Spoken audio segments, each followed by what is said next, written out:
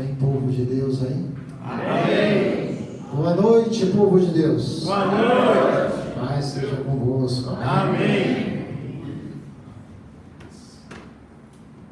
Louvado seja Deus, né? Louvamos a Deus por esta oportunidade, por este momento que nós temos de meditar na palavra do Senhor e pedir ao Senhor que fale aos nossos corações.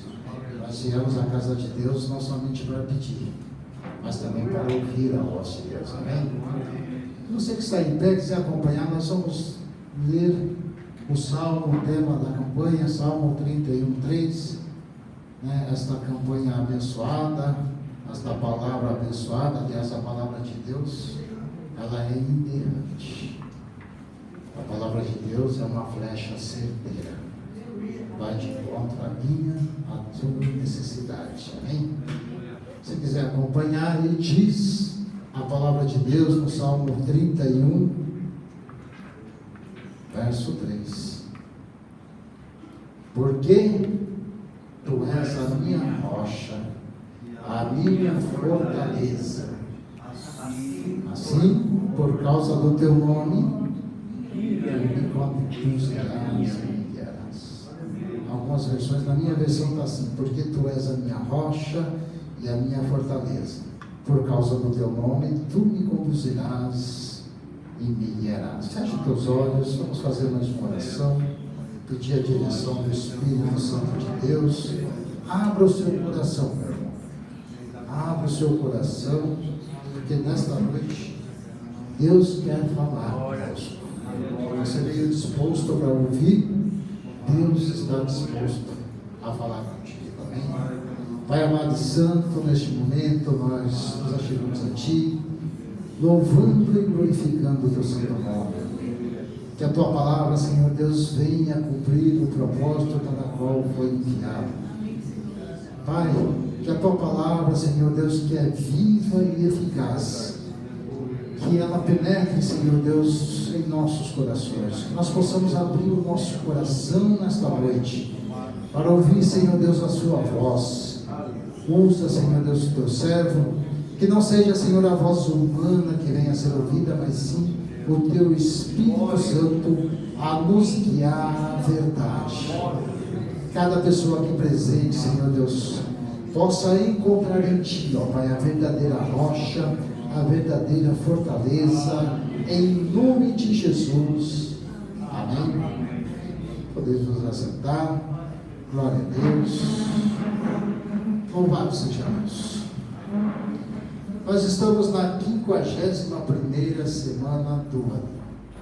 O ano tem 52 semanas. E segundo o calendário 365.com.br, né, a 52ª semana começa no dia 22, vai até o dia 28.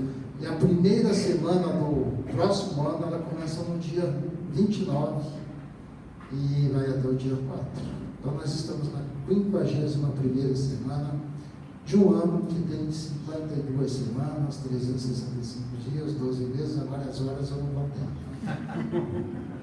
Mas irmãos, o que eu estava assim meditando e refletindo a respeito, na semana passada, quando o pastor Walter estava aqui pregando, ele nos induziu a fazer uma breve retrospectiva deste ano, do que aconteceu na nossa vida e como foi este ano, as lutas, as vitórias, glórias a Deus por isso. E eu ali então naquele momento comecei a refletir, pastor, e foi até uma semana que eu estava com os ombros aqui todo dolorido, empelotado assim, né? Até falei para minha filha, precisando de uma massagem aqui, que está todo dolorido aqui, todo cheio de, né, todo retesado. Então eu comecei a refletir e pensar, meu Deus, que ano de 2025 foi esse? Um ano cheio de desafios, um ano cheio de lutas, enfrentamos alguns reveses, enfrentamos algumas turbulências aí nessa nossa caminhada, neste ano, e algumas pessoas que eu conversei da família até falavam assim, esse ano acaba logo 2025. Esse ano que não acaba, né? Parece que nunca termina. Tamanha foram as lutas, tamanha foram as situações vividas, né? Doença na família, tivemos 2 lutos na família este ano, rompimento de relações, um acúmulo de coisas que realmente torna o nosso fardo um pouco mais pesado. Mas também tivemos vitórias. Glória a Deus. Também tivemos bênçãos, também tivemos realizações, né? Também podemos sentir a graça de Deus presente todos os dias na nossa vida. Podemos sentir também que a mão de Deus estava sobre nós. O Senhor colocando seus anjos a nos guiar, a nos abençoar, a nos ajudar. E quando nós falamos de anjo, irmãos, nós não vemos aquele ser celestial, brilhante, com roupas brancas, com asinhas, não. Eu vejo em cada rosto aqui presente um servo de Deus, um anjo do Senhor a nos ajudar. Eu quero louvar a Deus pela vida de cada um de vocês, pelas orações, pelo apoio, pelo suporte em oração, em especial a vida do pastor Edenilson e sua família, que Deus usou poderosamente para abençoar a vida do pastor Olegário, ajudá-lo a enfrentar essas turbulências, porque embora sejamos parentes de sangue, em algum momento a gente se sentia meio de mãos atadas. Meu Deus, eu queria fazer mais, eu queria ajudar mais, eu queria estender mais a mão, mas nós temos também as nossas atividades, horários a cumprir, e me sentia insuficiente. Mas Deus levanta anjos, Deus levanta pessoas que nos sustentam, que nos apoiam, que nos suportam. E aí uma família que eu conheci esse ano, né? Conhecia já a mãe dele, o pai dele, mas o pastor Edenilson e sua família eu conheci esse ano, mas uma família que nós já aprendemos a respeitar, a amar, né? A considerar no mais alto grau. Deus abençoe, muito obrigado, pastor. Eu quero aqui de público louvar a Deus pela sua vida, pela sua família, que estende as mãos, uma família abençoada, humilde, sincera, né? E abençoada. Que Deus possa te retribuir 100 vezes mais.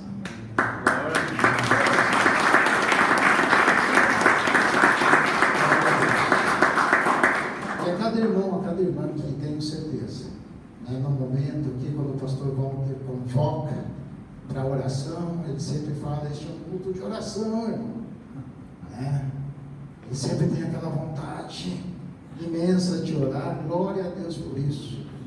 E quando nós oramos, quando nós vemos os irmãos orando, nós sentimos realmente o agir de Deus. E por isso nós estamos aqui. Né? Por isso nós podemos dizer, como o pastor Antônio Becker repetiu aqui várias vezes, Ebenezer, até aqui nos ajudou o Senhor, porque Ele é a minha rocha, porque Ele é a minha fortaleza, segurança inabalável em tempos de tempestade. Amém? Glórias a Deus.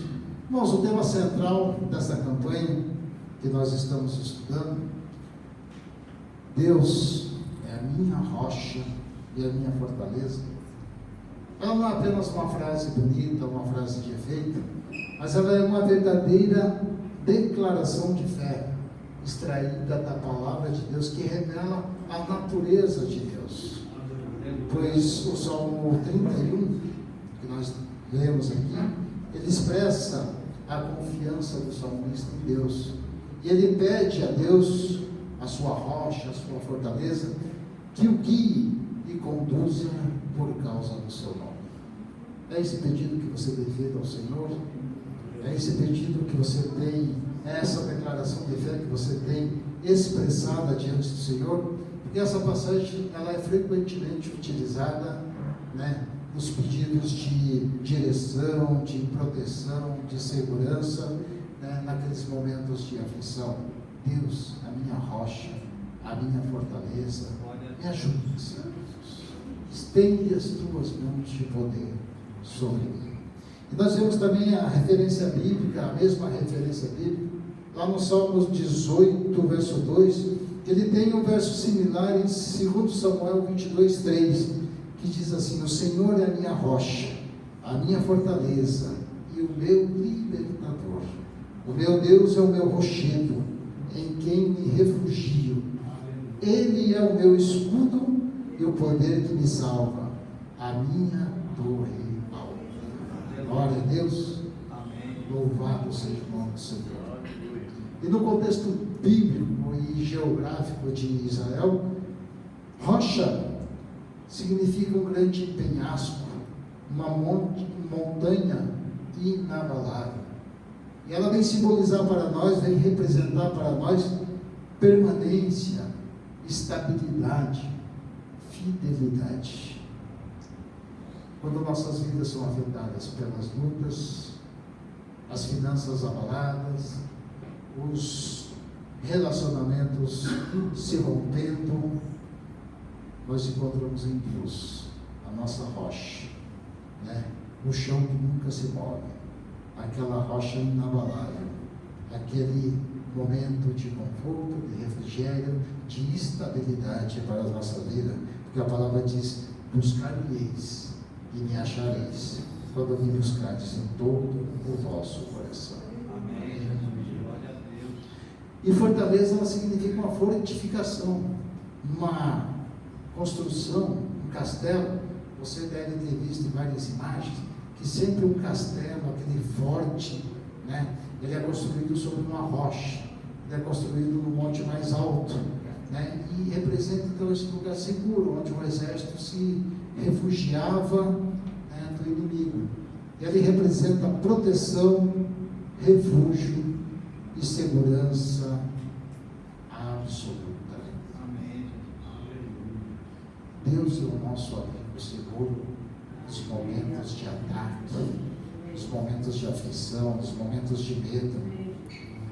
O inimigo pode até nos cercar, o inimigo pode até nos ameaçar, mas se nós estamos dentro da fortaleza do Senhor, nós estamos seguros e somos inatingíveis. Glória a Deus. Aleluia. Você crê? Amém. Aleluias. E lá em Mateus 7:24, quando Jesus conta a parábola da casa edificada sobre a rocha, ele ilustra de uma forma maravilhosa esse conceito de Deus como rocha. Ele diz assim: portanto, quem ouve estas minhas palavras e as pratica, é como um homem prudente que construiu a sua casa sobre a rocha. Irmãos, eu quero destacar aqui, antes de continuar a leitura, esse início: quem ouve essas minhas palavras e as pratica. Nós não devemos e não podemos ser meros ouvintes da palavra. Buscar com sabedoria, com desejo ardente, praticar a palavra de Deus. É como um homem prudente que construiu a sua casa sobre a rocha. Caiu a chuva, vieram as enchentes e os ventos sopraram e deram contra aquela casa. Contudo, ela não caiu, porque tinha seus fundamentos na rocha. A casa aqui representa a nossa vida, o nosso trabalho, as nossas atividades, a família, carreira, fé. O ouvinte prudente é aquele que ouve e procura praticar os ensinamentos de Jesus. A rocha, o fundamento, é o próprio Cristo e a sua palavra inerrante. A chuva, enchente e vento são as lutas, as adversidades da vida, aquelas lutas que nós enfrentamos no dia a dia, durante a nossa caminhada, as tentações, o luto, as perseguições, os rompimentos de relações, enfim, todas essas situações, né, são representadas na parábola pela chuva, pela enchente, pelo vento. Mas a lição central que nós tiramos desta parábola é que o problema não é a tempestade, porque é certo que ela virá sobre todos. A tempestade não importa, ela virá. O próprio Senhor Jesus nos advertiu: no mundo tereis tribulações, mas tendes bom ânimo, eu venci o mundo. Mas o que importa aqui é sobre qual fundamento a sua casa, a sua vida está construída. Se for sobre o fundamento das riquezas, do luxo, do conhecimento humano, certamente essa casa vai ruir. Agora, se a sua casa, a sua vida, ela estiver fundamentada na rocha eterna, que é Jesus, ela vai permanecer. Glória a Deus. Pode vir o que for, pode vir o maior temporal, a maior tempestade, ela vai permanecer inabalável. Deus é o nosso refúgio e fortaleza, diz o Salmo 46. Socorro bem presente na angústia, pelo que não temeremos, ainda que a terra se mude, e ainda que os montes se transportem para o meio dos mares. Deus é o nosso refúgio e fortaleza. Glória a Deus, aleluia. Este salmo inspirou o grande reformador Martinho Lutero a compor aquele hino Castelo Forte ao nosso Deus. Tem até um devocional diário chamado Castelo Forte. E ele solidifica então que a nossa segurança não está em nós. A nossa segurança está no nosso Deus. E nós podemos tirar desse Salmo 46 pelo menos 4 lições, irmãos. E a primeira que nós podemos meditar aqui: crer que Deus é o nosso refúgio e a nossa fortaleza. Essas duas palavras, refúgio e fortaleza, ela nos passa uma mensagem poderosa da parte de Deus. Porque ser refúgio significa ser a nossa proteção. E ser fortaleza significa ter poder para ser a nossa proteção. E nós podemos ilustrar da seguinte forma: imagine você tentar se proteger de um temporal em uma casa feita de papelão, por exemplo. Você não vai conseguir. Esta casa ela não tem o poder para te proteger, né? Agora, se você se proteger em um local, em uma casa construída sobre fortes alicerces, aí sim você estará seguro. Deus deixa claro que Ele está do nosso lado ao longo do caminho. Esse caminho que nós estamos trilhando, Deus está do nosso lado, nos fornecendo a nós tudo o que é necessário para que nós possamos continuar trilhando esse caminho com fé, com perseverança e chegarmos até o fim, cumprindo a vontade dEle e sendo dessa forma vitoriosos para a glória do nome do Senhor, independente do tipo de tribulação que você vai passar neste caminho. Ele é o nosso alicerce poderoso. Amém. Deus é o nosso refúgio, a nossa fortaleza. Glória a Deus. Porque diz no Salmo 91, Ele dará ordem aos anjos ao teu respeito, para que te guardem em todos os teus caminhos. Você crê nessa palavra? Amém. Deus está falando. Nós viemos aqui hoje para ouvir a voz de Deus, e é a palavra de Deus que está falando. Ele dará ordem aos seus anjos para que te protejam em todo o seu caminho. A segunda lição é crer que Deus é o seu socorro bem presente. Somos seres humanos, sujeitos a todo tipo de fraqueza. É difícil, às vezes, não podemos confiar totalmente no homem, mas principalmente nós não podemos, muitas vezes, confiar em nós mesmos. Porque, como diz a palavra de Deus, enganoso é o coração mais do que todas as coisas. Sabe aquela história que falam para você assim: fala o que manda o teu coração? Faça o que manda o teu coração? Não. Faça o que manda o teu coração depois que o Espírito Santo tocar e te dar a direção, quando Glória a você Deus. colocou o joelho no Aleluia. chão e pediu a orientação e a direção de Deus para a sua vida. Aí você vai. Quando o Senhor tocar no seu coração, dando a resposta ao seu pedido, aí você faz o que manda o teu coração, porque é direção do Senhor. Mas nada por emoção. A palavra de Jeremias 17:9. Enganoso é o coração mais do que todas as coisas.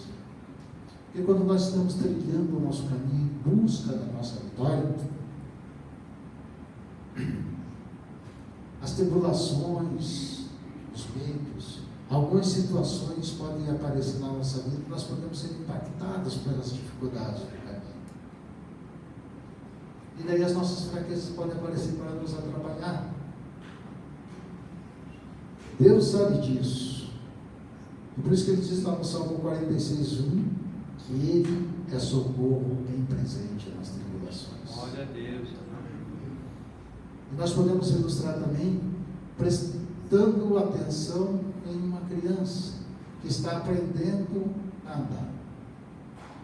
Às vezes o pai a coloca de pezinho, o pai ou a mãe dá 2 passos para trás, fica com os braços estendidos, chamando, vem até o papai, vem até a mamãe. Às vezes a criança vem com tudo, se joga nos braços do pai com toda aquela confiança, porque ali ele encontra segurança nos braços do pai, e dá aquela risadona gostosa, né? Mas às vezes ela fica meio insegura e ameaça cair. E é neste momento que a mãe e o pai correm para socorrer. E assim é o nosso Deus. Ele está de braços estendidos, de braços abertos para nos socorrer da melhor forma possível. Ele está com os braços estendidos, ele está com os braços abertos para nos proteger. Ele está presente nas nossas dificuldades. E ele diz: não temas, porque eu sou contigo. Não te assombres, porque eu sou o teu Deus. Eu te fortaleço e te ajudo com a minha destra. Irmãos, eu quero até fugir um pouco do roteiro aqui. O Espírito Santo de Deus tem me tocado, tem falado comigo em todos os momentos que eu vou ministrar a palavra. E quando nós falamos de ouvir e praticar a palavra de Deus, o Senhor nos exorta a realmente vivermos a sua vontade, a buscar, a fazer a vontade do Senhor, a viver segundo a vontade de Deus, praticar a palavra de Deus, ir mais fundo no relacionamento com Deus, buscar intimidade com Deus. O profeta Ezequiel, no capítulo 47, ele nos descreve uma visão profética de um rio que nasce lá no trono de Deus e percorre por todo o caminho da salvação. Ele descreve que há um homem que tem em sua mão uma vara de medir. E ele fala para o profeta caminhar média de 1000 côvados e fala para ele caminhar para dentro do rio. Ele caminha e as águas dão nos artérios. E mede mais 1000 côvados e manda ele caminhar e as águas então batem no joelho. E mede mais 1000 côvados e fala para ele caminhar para dentro do rio. Então as águas dão pelos lombos, pela cintura. E mais 1000 côvados. E aí já não dá mais pé. Aí o rio se torna profundo e só pode ser atravessado a nado. Isto simboliza diferentes níveis de intimidade com Deus, diferentes níveis de proximidade, de comunhão com o nosso Deus. Então, quando ele chega a esse ponto, que não dá mais para atravessar o rio andando, somente a nado, ele é trazido de volta para a margem, e ali ele vê uma abundância de árvores frondosas à margem do rio. Glória a Deus. Glória. Irmãos, essa palavra ela não é apenas uma profecia que se consumou ou que se vai consumar em determinada época. Essa é uma palavra viva e eficaz para mim e para você. A palavra de Deus, ela diz assim: bem-aventurado o varão que não anda segundo o conselho dos ímpios, nem se detém no caminho dos pecadores, nem se assenta à roda com os escarnecedores. Antes o seu prazer está na lei do Senhor, e nela medita dia e noite. Pois será como árvore plantada junto a ribeiro de águas, que dá o seu fruto na estação própria, cujas folhas não cairão, e tudo quanto fizer prosperará. Glória a Deus. Aleluia.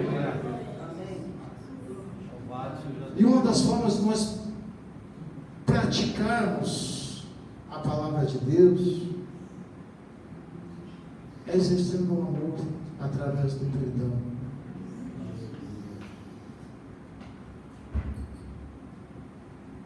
O perdão é o rio que nos purifica. O perdão é o rio que vem do trono de Deus, que limpa, que transforma tudo por onde ele passa. Glória a Deus. Irmãos,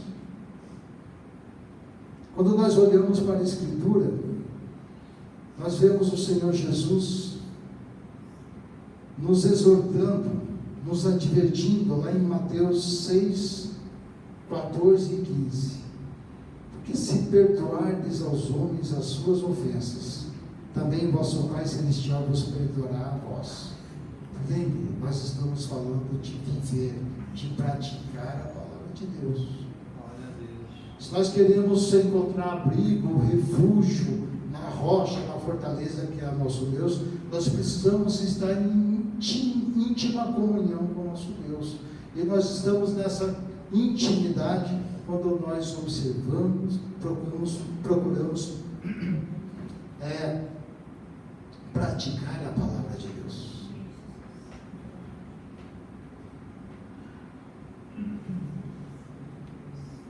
Então, o exercício do perdão é uma das formas de nós alcançarmos o coração de Deus.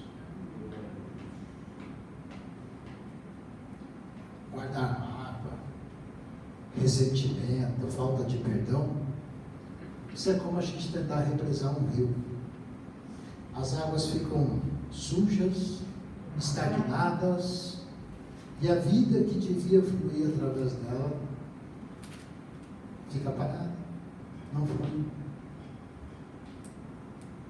Mas quando nós exercitamos o perdão, quando nós perdoamos, nós nos esvaziamos da sujeira do pecado e nós abrimos espaço então para que essa água viva de Jesus flua livremente em nós.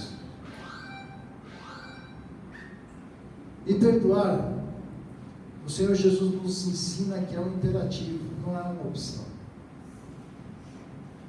Jesus Cristo chegou a afirmar que se nós não perdoarmos, as nossas orações não vão ser respondidas.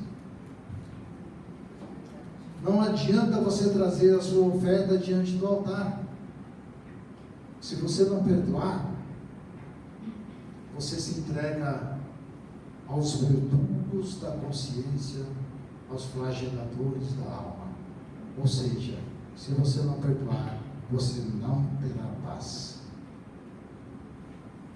Nós não temos o direito de não perdoar. Jesus deixa claro na parábola do servo incompassivo, Mateus 18, 23 a 35, ele nos conta que havia um rei que estava acertando as contas com seus servos, com seus súditos, e ele encontra um servo que lhe devia 10.000 talentos. E não tendo como pagar, ele clama ao rei por misericórdia, e o rei o perdoa a sua dívida. Mas aquele servo sai dali e encontra o seu conservo que lhe devia 100 denários. E também não tendo como pagar, ele pede clemência, ele pede misericórdia. E o servo que fora perdoado 10.000 talentos diz: não, ou me paga o que você deve, ou vai para a cadeia. E o rei ficou sabendo disso, mandou chamar aquele homem e lhe disse: servo malvado, eu te perdoei 10.000 talentos, e você não pode perdoar o seu conservo de 100 denários, pois você vai ser entregue aos flageladores, aos verdugos, até que você pague o seu último centavo. E Jesus termina a parábola dizendo: assim vosso Pai Celeste vos fará, se do íntimo não me perdoardes uns aos outros. Viver a palavra de Deus, praticar os ensinamentos de Jesus. Na verdade, Jesus não contou apenas uma parábola, ele contou uma hipérbole. Hipérbole é uma figura de linguagem que se usa de forma consciente, uma extravagância, um exagero, para enfatizar aquela mensagem que se quer enviar. Porque, segundo os estudiosos, no primeiro século, nenhum judeu poderia dever 10.000 talentos. Segundo dizem, cada talento valia 35 quilos de ouro. 10.000 talentos são 350.000 quilos de ouro. Salomão, em toda a sua glória, em todo o seu esplendor, arrecadava 666 talentos de ouro por ano. Todo o reino da Galiléia, Judéia, Pérea e Samaria arrecadavam 800 talentos de ouro por ano. Ou seja, 10.000 talentos era a arrecadação de toda a nação durante aproximadamente uns 13 anos. E o que era 100 denários? Cada denário representava um dia de serviço. Então teria que trabalhar 100 dias para se ganhar 100 denários. Para ganhar então 10.000 talentos, a pessoa tinha que trabalhar 150.000 anos. Mas por que Jesus contou essa parábola com cifras tão astronômicas, assim, tão estratosféricas? Para mostrar, para ensinar a mim e a você que esse era o tamanho da nossa dívida para com Deus. A nossa dívida para com Deus era impagável, mas Ele nos perdoou em Cristo Jesus, o nosso Senhor, para que nós tivéssemos vida abundante, para que tivéssemos uma comunhão com Deus, para que pudéssemos nos aprofundar nessa comunhão com Deus e viver intensamente a sua palavra. Glória a Deus. Então, o que Jesus quer nos ensinar é que nós nunca podemos dizer para uma pessoa: eu não te perdoo. Nunca diga isso. Nós vivemos uma situação de indignação, uma situação política, jurídica, de indignação, muitas vezes. Mas nunca diga: eu não te perdoo. Porque o Senhor nos ensina a fazer o contrário. E Ele já nos perdoou. E essa dívida que Ele nos perdoou, Ele nunca vai jogar na nossa cara. O Senhor nunca vai cobrar de nós uma dívida que Ele já nos perdoou. Eu assisti uma vez uma entrevista com um professor de química. E ele dizia assim, em química, para se formar uma molécula, eu preciso colocar ali vários átomos ali dentro. E existe um limite máximo de átomos que pode ser colocado, senão a molécula ela colapsa. Por isso que se tem o hipoclorito, clorito, cloreto, clorato, perclorato. Tem-se o permanganato, peróxido. Quer dizer que se está no nível máximo de átomos de oxigênio dentro daquela molécula. E por que ele fala isso? Porque quando se está no limite máximo, você usa o prefixo per. Permanganato, perclorato, peróxido. Uma coisa pode estar feita e pode estar perfeita. Você pode seguir e você pode perseguir. Você pode permanecer, você pode perfazer. Per é o nível máximo. E se você fala o que é o amor, eu acho que o amor é o oposto do egoísmo. Porque no egoísmo você recebe e no amor você doa. Então, se você quer doar em grau máximo, você perdoa. Até a ciência reconhece que o perdão é uma demonstração de amor. Alguém também escreveu que se você for visitar o túmulo de Allan Kardec na França, lá vai estar escrito assim: aqui jaz os restos mortais de Allan Kardec. Ou visitar o túmulo lá de Siddhartha Gautama na Índia, o Buda, vai estar escrito: aqui jaz os restos mortais de Buda. Se for em Meca visitar lá o túmulo de Maomé, vai estar escrito: aqui jaz os restos mortais de Maomé. Eu nunca estive nesses lugares. Nunca fui à França, nunca fui à Índia, nunca fui a Meca. Mas eu tive a alegria, o prazer de, em 2019, ir para essa igreja para Israel. E lá nós fomos a Jerusalém visitar o Jardim do Túmulo. E lá nós entramos no túmulo onde foi sepultado o nosso Senhor Jesus Cristo. E sabe o que estava escrito lá? Ele não está aqui. Glória a Deus.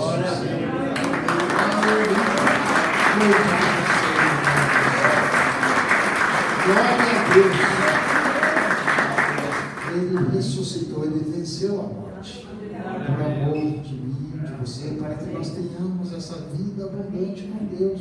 Busquemos praticar a palavra de Deus, exercer o amor, exercer o perdão, estar em comunhão com o Senhor, a nossa rocha, a nossa fortaleza, para que esses efeitos estejam sobre a nossa vida. Se coloque de pé em nome de Jesus. Como o pastor Walter diz, este é um culto de oração. E talvez você sinta ainda esse peso sobre os seus ombros. Você não conseguiu perdoar ainda alguém que te magoou, que te feriu. Talvez você fale assim: mas pastor, eu já perdoei, mas eu não quero me encontrar com essa pessoa. Se eu vê-la de um lado da rua, eu passo para o outro lado. Ou então talvez você fale assim: mas eu já tentei tanto, mas eu não consigo. Eu não consigo esquecer que ela me fez. Nós queremos orar por você. Eu já experimentei essa graça de Deus. Eu já consegui liberar perdão. Desde então, o Senhor tirou dos meus ombros um peso enorme. E a partir de então, o Senhor começou a me abençoar de uma forma poderosa. Mas do íntimo, perdoar uns aos outros. Talvez você pode falar assim: ah, mas eu já consegui liberar perdão, eu estou em paz com Deus. Então vem aqui, vamos nos ajudar os irmãos em oração, vamos transmitir essa bênção, vamos transmitir essa paz. Eu quero convidar você que de repente não conseguiu ainda liberar perdão, vem até aqui à frente, vem aqui diante de Deus, colocar essa situação, pedir a unção, pedir a ajuda do Espírito Santo de Deus.